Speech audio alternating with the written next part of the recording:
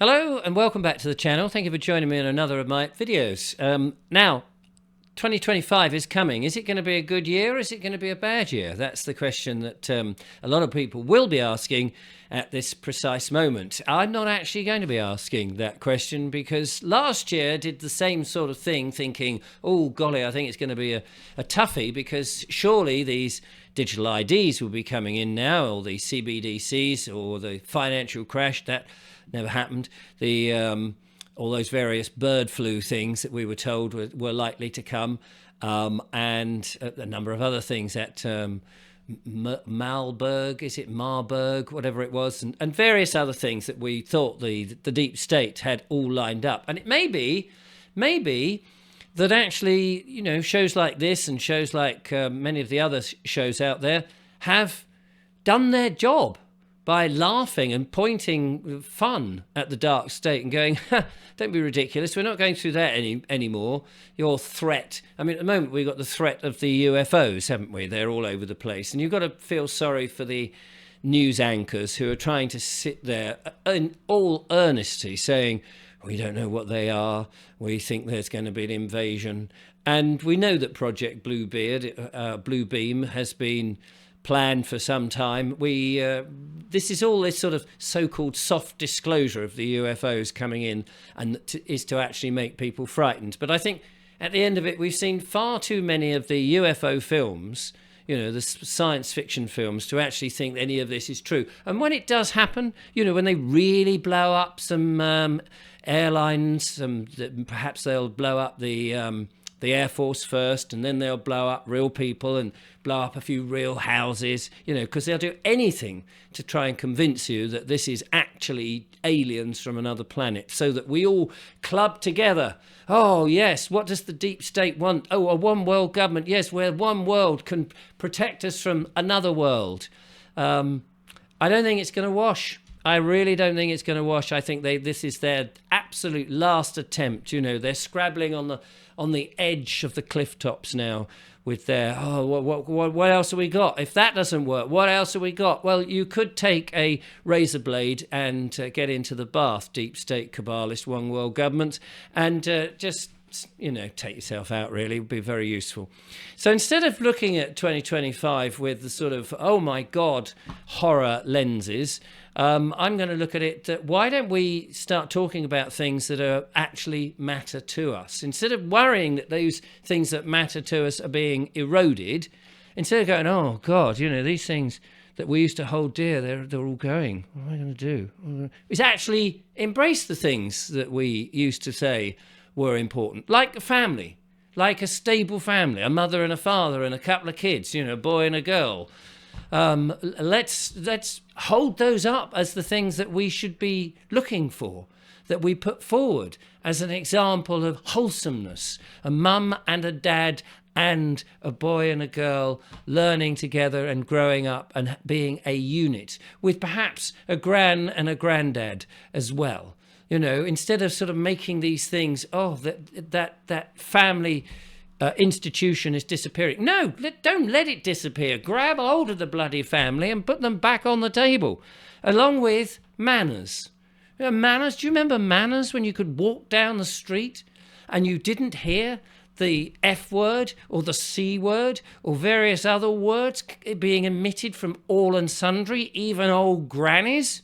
Do you remember a time when people were actually civil with one another and opened doors and doff their hat and say good morning? Do you remember a time when people actually spoke the same sodding language? Do you remember those days? Well, why don't we bring that back? Instead of thinking, goodness gracious, it's a shame that we haven't got those days. Well, that's just waving goodbye to it. Let's just bring that back.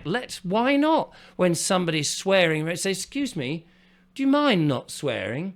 This is a public place. You're very welcome to go and swear in front of your children and teach them all those horrible words as much as you like in your own home, but not out here on the public street. Thank you very much. Let's bring back some manners into this world where people respect one another. And talking about that, why not actually have a sense of dress again? where you could go down. I mean, if you, I've been ill for the last week, right? So I've watched some old films to get me through the day.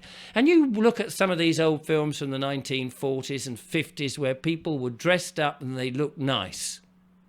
You compare that when you walk down to the street these days. Compare that, and you walk down the street and you see people dressed in the most ugly, slovenly, horrible-looking, bulbous outfits that you could possibly wear, that reveal, thin, tight, nothing to them, no style, whatever. Now, I'm not saying that people have got to, feel a certain dress in any specific way. I'm not saying that. But it would just be nice if people were to smarten up and pick up some rubbish from time to time.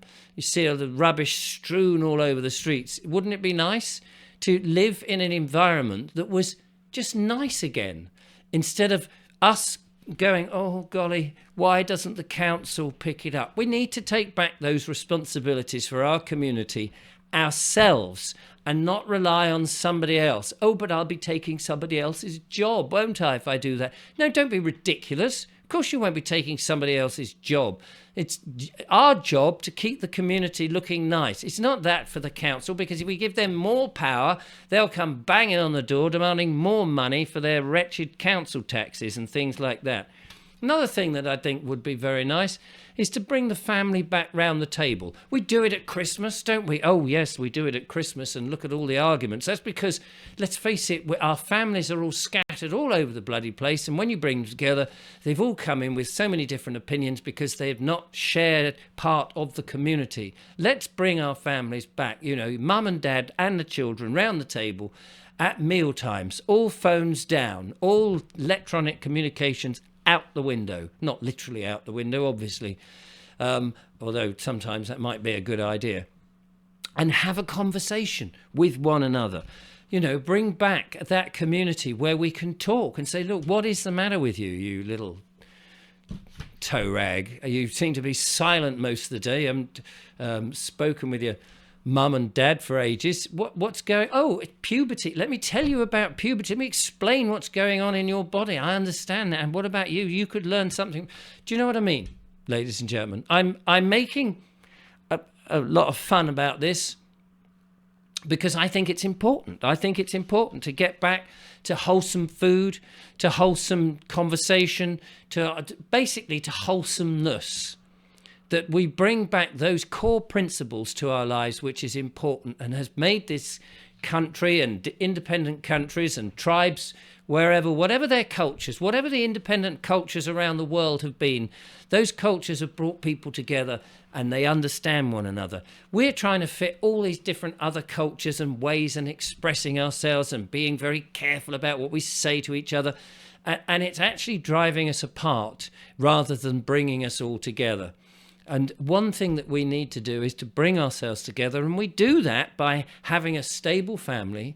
We have proper conversations. We don't let the big picture machine in the corner of the room control your thinking and show you how you're supposed to think and what you're supposed to think. Come to your own bloody decisions about what you're supposed to think with your own family, because they're the ones that you actually care about. You don't care about the actors and the actresses in some stupid sitcom program being produced for money, for commerce, for a big corporation who have really no notion about you whatsoever and doesn't care about you. Concentrate back on the family and those people that matter, and the little conversations that you would have with one another, and you show compassion. And that's how we defeat these one world governments and their things, by getting back to some sort of connected wholesomeness, and that the family can go out for a day trip outdoors in nature and look and respect at the family of nature, the little family of, squirrels and little foxes and things. They do it naturally. They don't need to be taught it. They don't need to remember it. They don't have to have a television program made about it. They do it naturally. And this is what we should be doing. And when I'm back to full health, I should be doing the same. Thank you for watching.